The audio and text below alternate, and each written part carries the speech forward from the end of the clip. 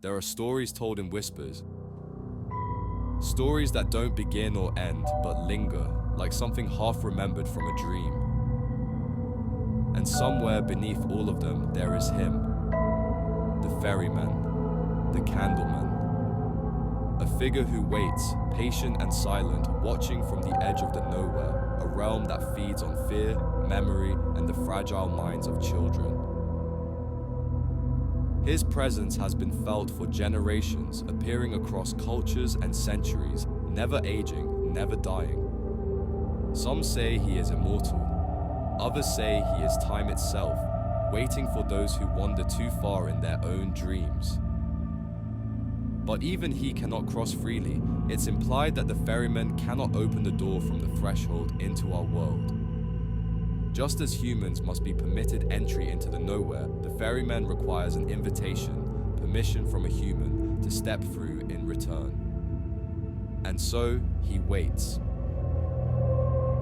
One story captures him more vividly than any other: the sounds of nightmares.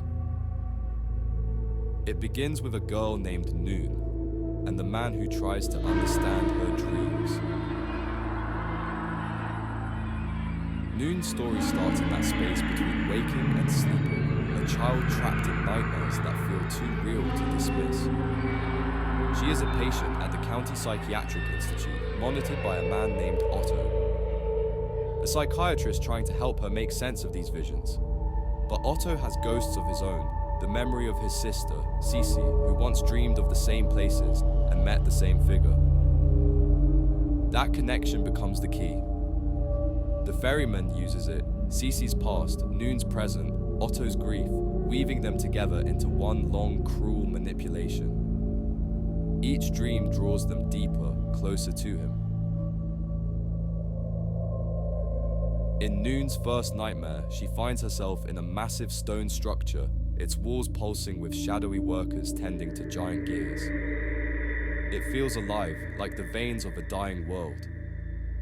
And somewhere among those twisting corridors, she sees him. Noon later describes it best. This huge man wore a long coat and fishing hat. His face kind of dripped as he watched me. Then he was gone. He doesn't chase her. He doesn't roar or reach. He simply waits, extending his hand, inviting her to take it. But that gesture isn't kindness, it's a test. The ferryman's power lies in patience. He studies, he observes, he waits for children to lose hope, to offer themselves willingly to the nowhere. Even after Noon wakes, his influence clings to her, the scent of salt, the sound of distant waves echoing in her mind. Otto, disturbed by her vivid descriptions, begins exploring theories of shared or mutual dreaming. He mentions an ancient device, the astrolabe, said to map the paths between consciousness and the dream world. Unknowingly, he's already walking the path the ferryman laid for him. During a hypnotherapy session, Noon's voice trembles as she recalls more of the Candleman. He wore a long, filthy jacket. His presence. It reminded me of when the tide goes out. And his face.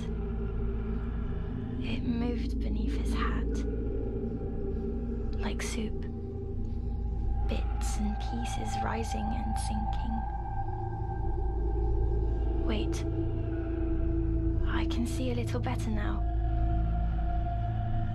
His eyes are long slits. Skin rough. Sagging.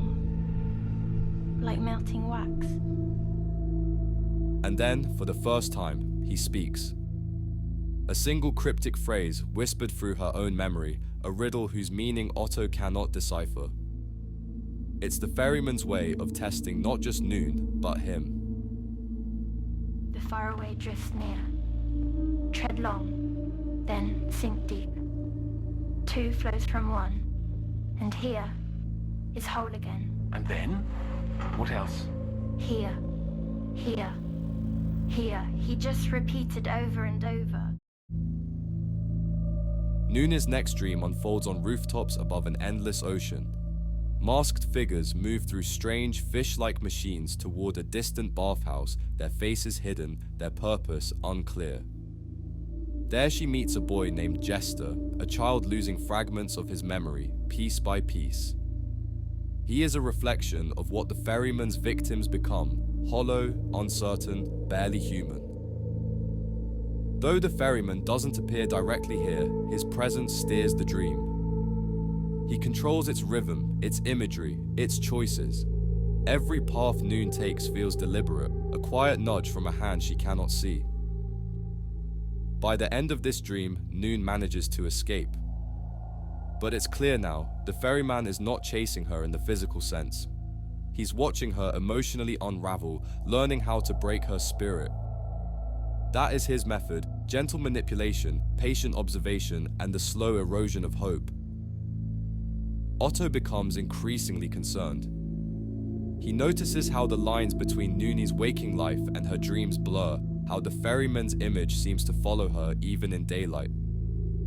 And though Otto tries to rationalize it as trauma or subconscious projection, deep down he feels it too. The pull of the nowhere. The weight of eyes watching from the dark.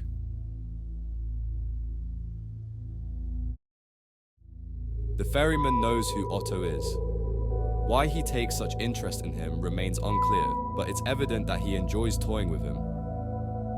Through Noon, he feeds Otto clues, riddles, fragments of advice, as if mocking his attempts to understand. It's implied the ferryman has ulterior motives, using Otto's intellect and grief to build a bridge between their worlds. Every word, every vision is a step closer to the threshold he cannot cross alone. And as Otto keeps listening, the ferryman keeps smiling. The line between dream and reality is beginning to blur. Otto has become obsessed, not with Noon's recovery, but with the question her dreams raise. If two people can share the same dream, could they share the same world? Late at night, Otto replays the recordings of their sessions, voice trembling as he admits what he saw. During one of Noon's episodes, her body faded, just for a moment. Her form flickered like a reflection in disturbed water, and he couldn't tell if it was a hallucination or proof that she was slipping into somewhere else. In her next session, Noon begins describing a new dream. A shopping mall, abandoned but still humming with artificial light. An uncanny copy of reality, empty yet alive with echoes. She moves through a toy store where dolls sit in neat rows, watching. One of them, a doll named Little Lottie Potty, begins leaking a dark, tar-like liquid. The smell makes her sick. The fluid stains her dress. And in the reflection of a cracked display window, she swears she sees him again. The Candleman. He isn't approaching. He's waiting. Standing just outside the glass, head tilted, as if studying her. Noon continues wandering the mall, pulled by something she can't explain. She finds a jewelry store, its display case is shattered, the floor glittering with fragments of red gemstones. There, among the debris, she discovers a pendant, the same crimson color as the doll's leaking liquid. It pulses faintly, like a heartbeat, and for a moment, she feels peace. But then the mall begins to change. Walls tremble, the lights flicker, and distant voices rise from the theater down the hall, whispering her name. She follows them. Inside the theater, every seat is filled with mannequins. Still, silent, staring at the screen. A projector hums in the background, but no film plays, only the sound of spinning reels and faint, muffled laughter. Then, from the darkness behind her, he speaks. The Candleman, repeating the same cryptic phrase she's heard before, one that Otto later writes down word for word but can never fully translate. Noon turns, but his face is gone again, swallowed by the dark. She climbs to the projection booth, searching for the source of the whisper. There, in a room filled with blinking lights and a pulsing black mass on the wall, something knows her name. Not Noon. Her real name, one she hasn't spoken since she was a child. The walls begin to weep the same dark liquid. The mannequins below stir, and when the candleman tells her to throw away the red pendant, she does. The moment it hits the floor, everything stops. The film burns out, the light dies, and the mall collapses into silence. Back in the waking world, Otto grows increasingly desperate. Noon speaks of a water sickness, claiming she feels waves crashing in her head like the sea inside her skull. Otto insists she's cured, that it's all symbolic, but he can't shake the feeling that she's describing the pull of the nowhere itself. He returns to his mentor's old writings, pages that suggest reality is not the only world. One passage in particular stands out. When the mind dreams deeply enough, it may not simply imagine a place. It may remember one. To Otto, that changes everything. If dreams can be remembered, then maybe the nowhere isn't fantasy. Maybe it's memory. And if that's true, Cece, his sister, might still be there. As days pass, Otto begins connecting the patterns between Noon's nightmares and his sister's lost journals. The names, the imagery, even the voice of the ferryman, each echoing things Cece once described years ago. Then, in another session, Noon describes a dream unlike any before it.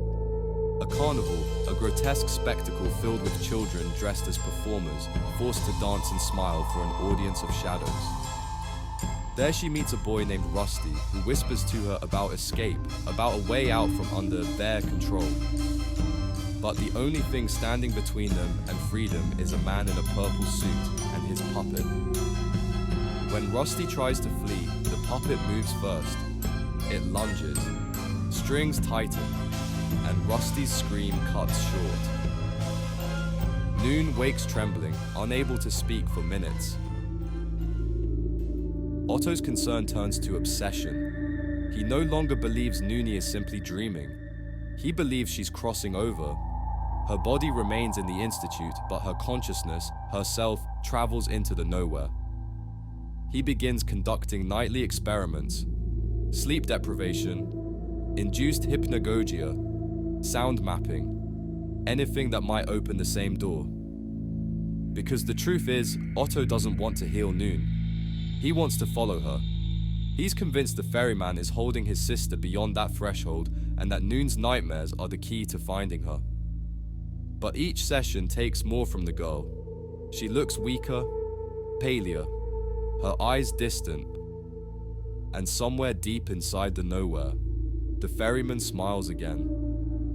Because Otto is getting closer, closer to crossing the line himself.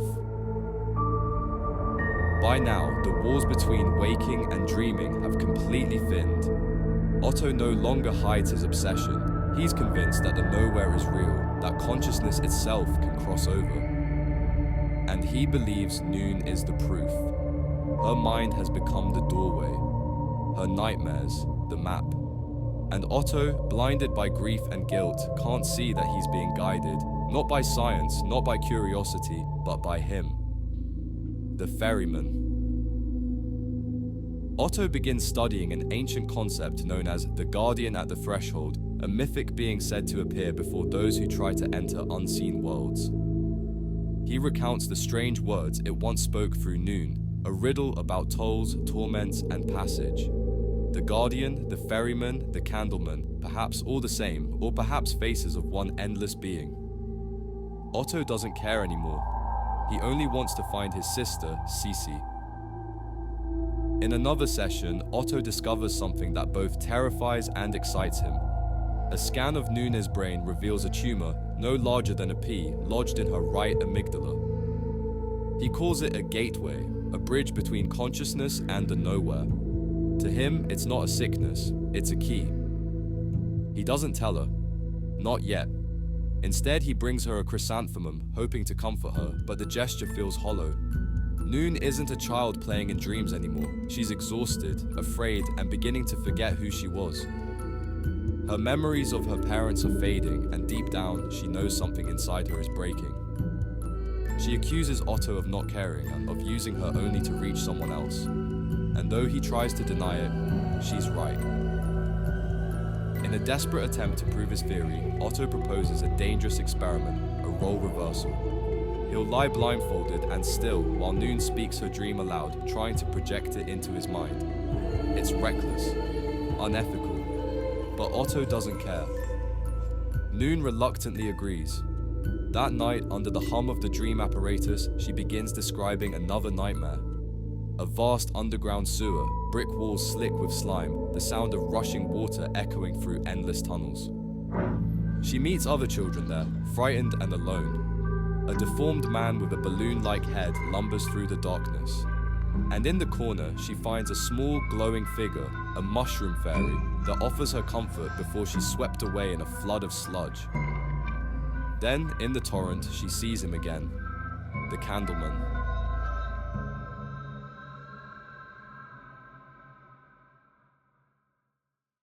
He speaks in riddles, his voice calm, almost kind. He tells her that freedom lies beyond, that her sickness, her suffering, her loneliness could all end if she embraces his world. And for the first time, Noon doesn't resist. She listens. She even agrees. When Otto realizes what's happening, he panics. He breaks his own composure and shouts that the Candleman is lying, that she must fight it. But when she looks back at him, there's no fear in her eyes, only peace. Then Otto breaks. In anger, in desperation, he tells her the truth, that she has a tumor, that she's dying, that he's been using her as a test subject all along. The words tear through her like knives. After she leaves, Otto stares at the monitor, the oneirography, a machine designed to visualize dream patterns. He can't stop himself. He connects Noon to it one final time, desperate to see what she sees. At first, the screen shows only darkness, then shapes, a swirling kaleidoscope of black and light, and in the center, a pupil made of pure white staring directly at him. The machine bursts, the lights die, silence.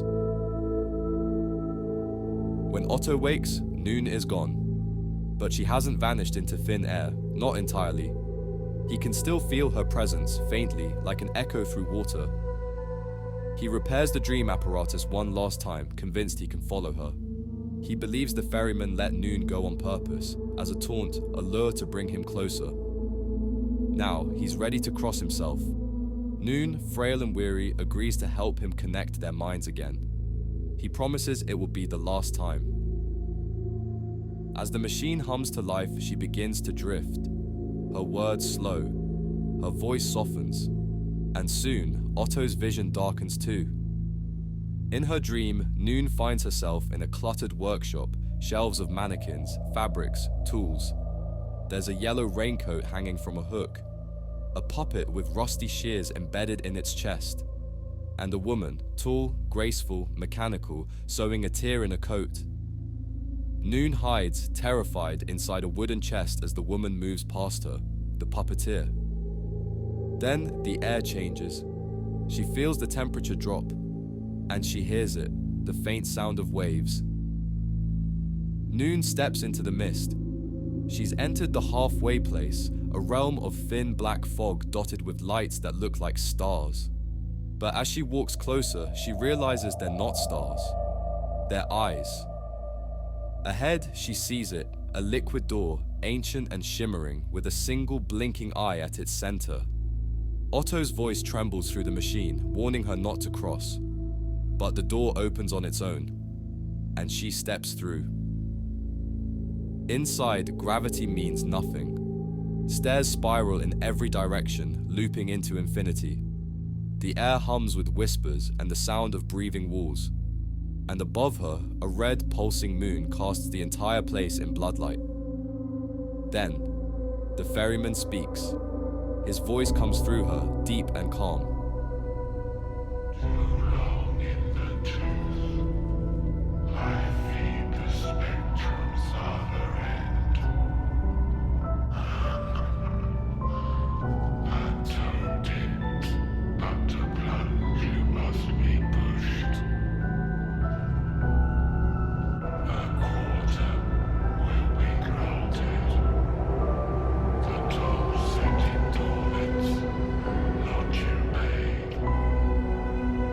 Otto begs her to return, but the ferryman answers instead.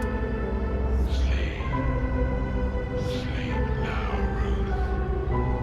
Sleep into nowhere. Take my hand again. And with that, he takes Noon's hand. She doesn't resist. For the first time, she feels whole. Back in the waking world, Otto stirs. The machine is dark. Noon is gone. He sits in silence, listening to the faint hum of the broken device. Her voice no longer echoes through the room. Only the ferryman's words linger about tolls, torments, and the price yet unpaid. He replays every tape, every recording, searching for meaning. But all he finds is guilt. The realization that he's lost both Cece and Nuna, not to death, but to him. And as the final minutes pass, a shadow moves in the corner. A child, sleepwalking. Ethan. Otto kneels, gently offering him a sweet. His voice calm, kind. The same words he once used on Noon. Don't be afraid, close your eyes. And as the room fades to black, one thing becomes clear. The ferryman isn't finished. He never is.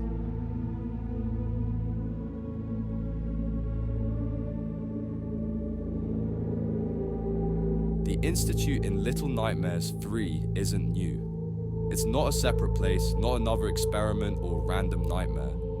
It's the same building first introduced in The Sounds of Nightmares, the county's psychiatric institute. Once it stood in the waking world, a place for children suffering from night terrors. Now, it exists only as a reflection inside the nowhere, twisted, silent, and broken. What we explore in Little Nightmares 3 is that same institution consumed by the dimension Otto himself once sought to understand. In The Sounds of Nightmares, Otto's work centered on dream therapy. He used machines to record and study nightmares, believing he could save children from their fears. But his experiments with Noon went too far. When Otto opened the door between dream and reality, the ferryman crossed through, and the county's institute was lost. What remains of it in Little Nightmares 3 is a decayed version of that same facility, rebuilt inside the nowhere. The structure still carries its original purpose, treatment rooms, wards, therapy chambers, but they've been distorted into something ritualistic. The institute we see is a mirror of its former self, showing what happens when a place of healing becomes a monument to obsession. The man who rules over the institute in Little Nightmares 3, known as the hypnotist, is Otto, transformed by the nowhere. In life, Otto used hypnotic therapy and dream resonance to explore the subconscious. His spiral imagery, mechanical headgear, and fixation on control are all details carried over into the hypnotist's design. But after his experiments drew the ferryman's attention, Otto's mind fractured. His guilt and curiosity merged into one, reshaping him within the nowhere's logic. The result was the hypnotist, a reflection of Otto's obsession with control, his inability to let go of the children he lost, and his belief that he could still fix what he'd destroyed. Where Otto once mapped dreams, the hypnotist now manipulates them. The institute didn't corrupt him, it simply showed him what he already was. Among Otto's subjects were children pulled from the real world to participate in his dream experiments. He believed their nightmares could be guided, even harnessed, to reach the realm where his sister Cece was trapped. Each experiment brought him closer to the nowhere and claimed another child in the process. One of those children was Lo, the boy who later appears in Little Nightmares 3. Lo's behavior suggests experience beyond what a normal child could survive.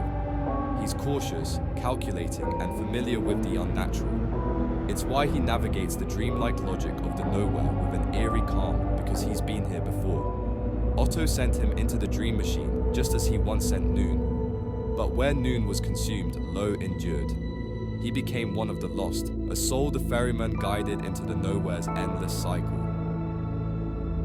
Inside the Institute, in Little Nightmares 3, players can find the doll of Alone, a small preserved figure placed carefully within the ruins. This doll is more than decoration. It represents the Institute as it once was, before it was taken. Its craftsmanship reflects the innocence and warmth the counties once held, a place meant for care and understanding. But in the nowhere, that image has decayed. The doll stands untouched amid corrosion and chaos, a haunting symbol of how memory survives even when meaning is lost. It's a fragment of Otto's past, echoing the world he destroyed through his own ambition.